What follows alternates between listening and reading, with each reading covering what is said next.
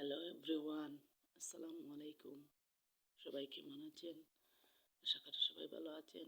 তো আজ চলে আসলাম আপনাদের সাথে শেয়ার করতে আমার নিজের হাতের তৈরি এই ছোট্ট বাঁশের টেবিলটি। তো অনেকের মনে প্রশ্ন থাকতে পারে যে আপনার এই বাঁশের টেবিল কেন? আসলে আমার টেবিল আছে, তারপরেও এটা ছিল কিচেনে। হ্যাঁ, আমার ঘরটা দেখতে পাচ্ছেন এখনো সম্পূর্ণ তৈরি হয়নি, কিছুটা কাজ হয়েছে আর অনেক কাজ বাকি আছে। তো আমার যে মেন টেবিলটা ছিল, এই দেখুন, আমার যে মেন টেবিলটা ছিল ওইটা অন্য রুমে নিয়ে গেছি। আর কিচেনে একটা টেবিলটাকে আমি মনে করি জরুরি, তাই এই আইডিয়া দিয়ে, ভাঙ্গাচুরা আইডিয়া দিয়ে আমি এই টেবিলটা তৈরি করেছি। বলতে পারেন এটা গরিবের টেবিল। এই দেখুন, বাঁশ ভালো করে কেটে সমানভাবে কেটে 4 কোণে 4টি বাঁশ পুঁতে নিয়েছি। এই দেখুন, তারপর বাঁশের উপরে এই কাঠ রেখে দিয়েছি, বুঝছেন? বাঁশের উপরে কাঠ রেখে দিয়েছি। তারপর এই সৌন্দর্য বাড়ানোর জন্য, ভালো লাগার জন্য বাঁশের উপর রং করে নিয়েছি। ঠিক আছে, বাঁশের উপর রং করে নিয়েছি। এই দেখুন, এই বাঁশের উপর রং করে নিয়েছি।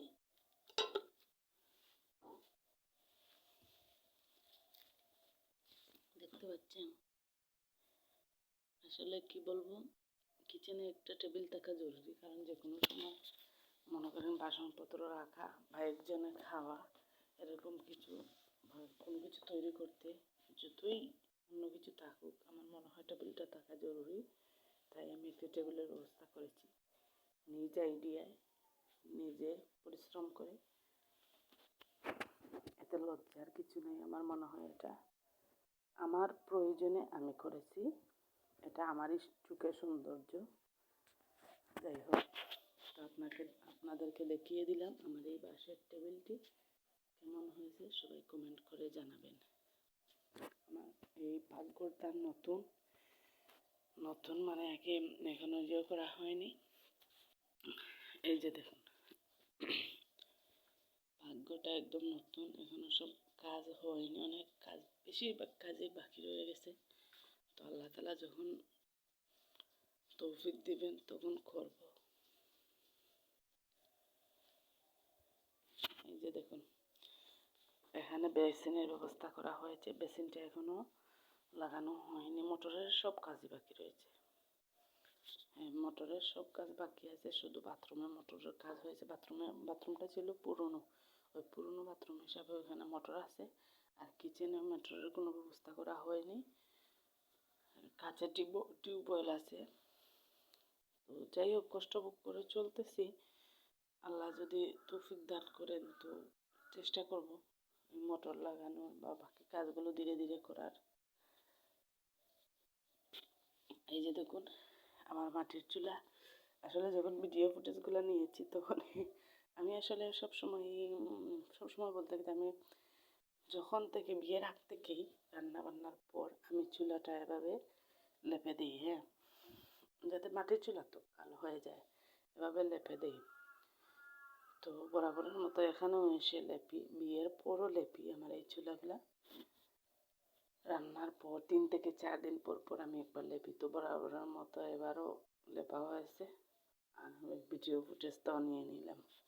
আর এই দেখুন আমার গ্যাসের চুলা, আমি এইভাবেই এঁকে রেখেছি। এই যে দেখুন, এই একটা চুলা রাউন্ড দিয়ে এইভাবে আরেকটা চুলা রেখেছি রাউন্ড দিয়ে। জানি না কার কেমন লাগবে, এটা আমার কাছে ভালো লেগেছে তাই আমি এইভাবে করেছি। আসলে তো রান্নাঘরটা আমরা মেয়েরা সারাদিন ইউজ করব। সারাদিন আমরা এখানে আমাদের কাজেই তো রান্নাঘরটা সামলে রাখা। তো সারাদিন আমি নিজেই যেহেতু এই কাজটা করব, তাই আমার অবশ্যই ভালো লাগার দরকার আছে। তাই আমি এই ডিজাইনগুলো দিয়েছি। 2টা চুলার আলাদা আলাদা সিস্টেম করেছি। সবার কাছে কেমন লাগবে জানি না, এটা আমার কাছে ভালো লেগেছে তাই আমি করেছি। আশা আছে আল্লাহ তাআলা যদি তৌফিক দান করেন তাহলে এই যে মাটির যে চুলাটা দেখছেন ওইখানে পাকা করে বানাবো। আর এই দেয়ালগুলো টাইলস করব। আল্লাহ যখন তৌফিক করবেন, তৌফিক দিবেন, তখন এই দেয়ালটাও টাইলস করব। এগুলো টাইলস করার আশা আছে। সবাই আমার জন্য দোয়া করবেন, আমি যেন আমার স্বপ্নগুলো পূরণ করতে পারি। স্বপ্ন পূরণ করতে তো একটু সময় লাগবেই। তো সেই পর্যন্ত যেন আল্লাহ আমাকে ধৈর্য ধারণ করেন, তৌফিক দান করেন, সুস্থ রাখেন, এই দোয়াই সবাই করবেন। আচ্ছা, আজ আরেকটা জিনিস দেখাই আপনাদের সাথে। আপনারা বলবেন যে এই আপু বাঁশ দিয়ে টেবিল তৈরি করে ফেললো। এখন এই দেখুন, বাঁশ দিয়ে আমি বেসিনটাও লাগিয়ে নিয়েছি। দেখতে পাচ্ছেন আমার বেসিনটা। এই যে এই যে বাঁশের 4টা কুঠি, চারদিকে আমি সমানভাবে পুঁতে নিয়েছি। এই যে দেখুন সমানভাবে পুঁতে নিয়েছি। আসলে আমার নিচটা এখনো কাঁচা রয়েছে, শুধু মাটি। এখানে আমি ইয়ে করতে পারিনি কারণ নতুন মাটি ভরাট করেছি। এখানে কি বলে, মাটিটা না বসা পর্যন্ত মাটিটা নেমে যাবে, তাই আমি পাকা করিনি, এখনো রয়েছে এভাবে। এভাবে কিছুদিন থাকতে হবে, মাটিটা বসতে হবে না। এখানে এই রুমে নতুন মাটি ফেলানো। তো দেখুন বাঁশ দিয়ে বেসিনটাও তৈরি করে নিলাম। বাঁশের উপর বেসিন, আপনাদের কেমন লাগছে ঠিক জানি না। এই যে দেখুন, আসলে বেসিন ছাড়া চলাফেরা করতে পারছি না, একটু বেশাব লাগছে, তাই আমি বেসিনটা তৈরি করে ফেললাম। এটাও আমার ইউনিক আইডিয়া বলতে পারেন, গরিবের বুদ্ধি আর কি যেটাকে বলে। গরিবের এই ছোটোখাটো বুদ্ধি দিয়ে জাস্ট এভাবে চলার চেষ্টা করছি। যাই হোক, আল্লাহ যখন তৌফিক দিবেন তখন করব। আল্লাহর কাছে লাখো কোটি শুকরিয়া যে আল্লাহ এতটুকু করার তৌফিক দিয়েছেন আমাকে। এতটুকু না করতে পারলেও তো কিছু করতে, এতটুকু করায় তো আশা যাচ্ছে মনের ভেতর যে বাকি কাজগুলো ইনশাআল্লাহ হবে। তো এই যে দেখুন আমার ফ্রিজটা ওইখানে একটু দূরে রাখছি। কিচেনটা বড় আছে, এই যে বেসিনের সাথে একটা জানালাও আছে। আর এদিকে এই যে বাইরে দরজাও আছে, দরজার পাশে এইভাবে আসলে মাটির একটা চুলা আছে এখানে বাইরে। আচ্ছা, মাটির চুলা রান্না খুবই ভালো,